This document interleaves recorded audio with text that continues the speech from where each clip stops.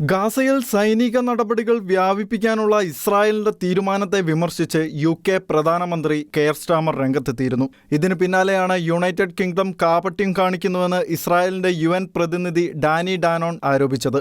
October 7-ന് Hamas ഭീകര സംഘടന നൂറുകണക്കിന് ഇസ്രായേലികളോടൊപ്പം ബ്രിട്ടീഷ് പൗരന്മാരെയും തട്ടിക്കൊണ്ടുപോയി. ഇന്ന് 50 ബ്രിട്ടീഷ് പൗരന്മാരെ ഗാസയിൽ തീവ്രവാദികൾ തടവിലാക്കിയിരുന്നെങ്കിൽ ബ്രിട്ടീഷ് സർക്കാർ വെറുതെ ഇരിക്കുമായിരുന്നില്ല എന്നും ഡാനൻ എക്സിൽ കുറിച്ചു. ബ്രിട്ടീഷ് പ്രധാനമന്ത്രി കെയർ സ്റ്റാർമർ ഇസ്രായേലിന്റെ നീക്കത്തെ തെറ്റാണെന്ന് വിശേഷിപ്പിക്കുകയും ഉടൻ തന്നെ തീരുമാനം പുനഃപരിശോധിക്കണമെന്ന് ആവശ്യപ്പെടുകയും ചെയ്തിരുന്നു. സ്റ്റാർമറുടെ പ്രസ്താവനയ്ക്ക് പ്രതികരണമായി ഇസ്രായേലിലെ US അംബാസഡർ മൈക്ക് ഹക്കബിയും രംഗത്തെത്തി.